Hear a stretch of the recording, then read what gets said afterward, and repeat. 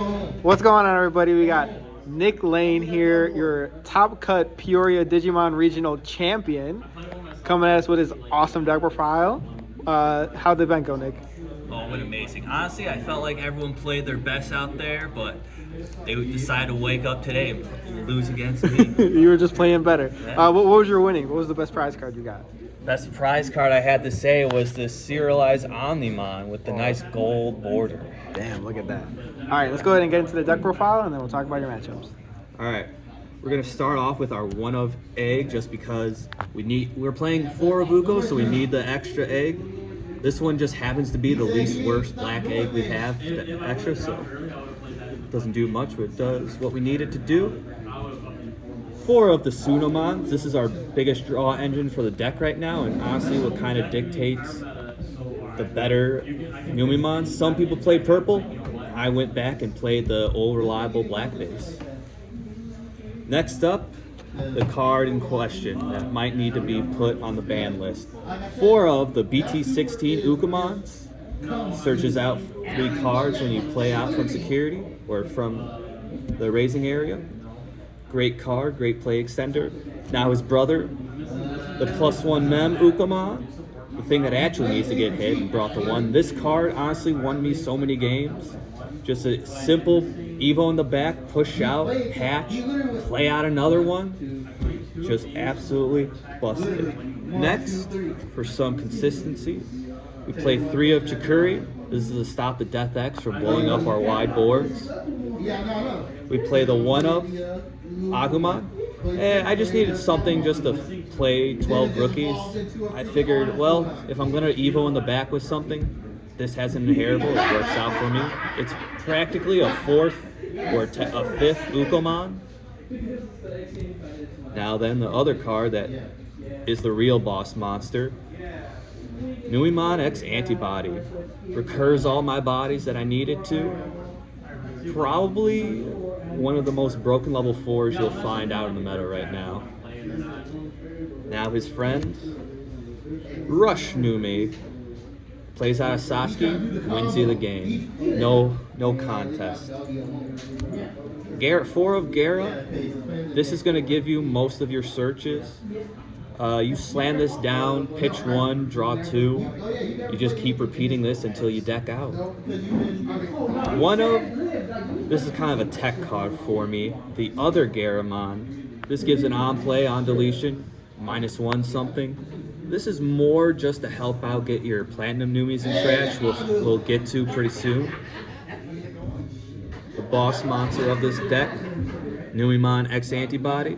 This thing is absolutely broken. You Evo over your Monzimon, play out a rookie, -4 or even up to 10k something, depending on the board state. Pretty great card. Can't leave home without at least 4. Now his little brother, Monzimon, pop a rookie, -1 security on a boss monster that you need to. Pretty overpriced card, I will say, but absolutely a staple in the deck. Now the tech that I will admit Hong Zero inspired me by, the 2 of Edamon. This card allows you to do so much bullshit. Hard slamming this isn't that much of a throw because you allow yourself to force your opponent to play into your game plan, which is going to be Valkyrie Ace. Honestly, Ruin Mode Light doesn't do it justice. This thing is the true metagame warper. On play, when digivolving, -blanket 5k the board on their turn. Could absolutely this is effectively almost a Nibiru, except like absolutely crazy for your card. Yu-Gi-Oh players.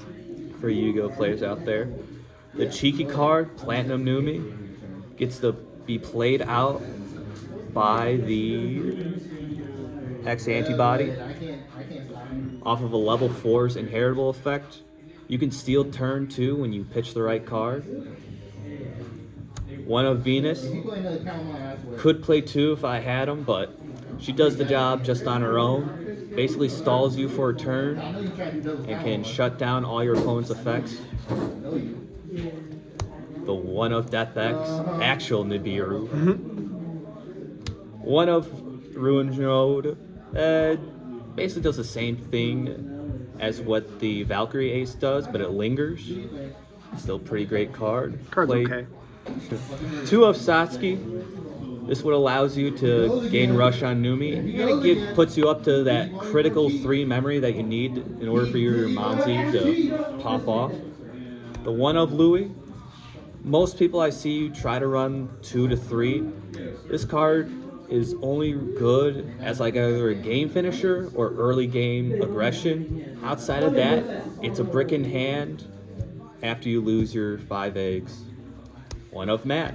Actual game plan can kind of help out with setting you to 3, having your Monties be usable during the same turn and not pass. Do you need purple source at all? Not really. I used to go purple base, but no real options to utilize it. Could steal turn with it also. The real gas card right here. Best card in the meta.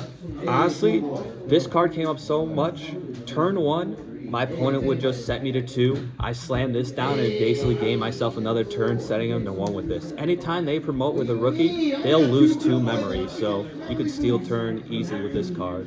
In any of the mirror matches, did anybody else play one against you? No. All the mirror matches I did, they did not have them. That's probably why I won against them. And then the final option, the one and only option, X Antibody. This basically is a 5th Monzi. It can heal you occasionally, and it reduces play cost or evo cost for some of your mons. It's an alright card. Any more than 1 can kind of be a brick in times. But yeah, that's kind of the profile. All right, that's it for the deck profile then. Now, I was looking at the pie graph of the decks that were played at this event, and I saw there was mostly Numemon decks being played. Would you say it's a tier 0 deck at this point of the meta, or do you think it's still other contenders? I think that with the way how the meta is shaped right now, all the armor decks are basically the bouncer in front of the club, right? And Numemon just gets to slip right past them and takes them out. So I wouldn't say it's a tier 0 deck.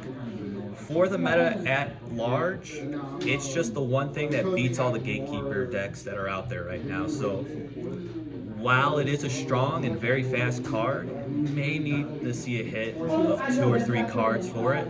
I don't think it's a tier 0 deck. When you went into the event, did you expect a lot of Numemon decks in the mirror, or did you, and that help you prepare for the mirror match as well, or were you expecting a variety of other decks? For the first 4 rounds, I was expecting everything to be played at one point. Up until round 5, did I start to see the same matchups over and over again.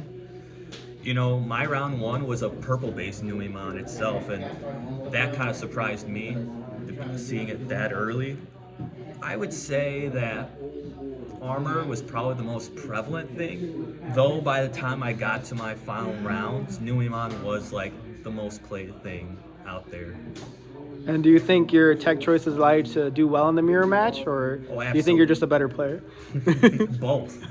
No, the Emperor probably saves you the most out of any matchup possible. That as well, in the mirror, the most important thing, just had it in hand just a minute ago, but is to have this out on board, have either a Death X or have a Ruin Mode out on board. Because once you have that, you're basically too far ahead of your opponent for them to really respond back to you in a meaningful way. And so it really just comes down to win the die roll, get out Ruin Mode.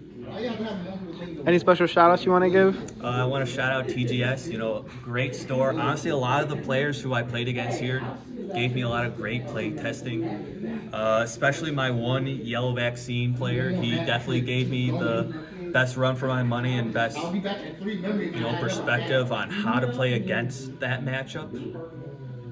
Awesome. All right, awesome. Great job, Nick. Congrats on the win, and we'll see you in the next one.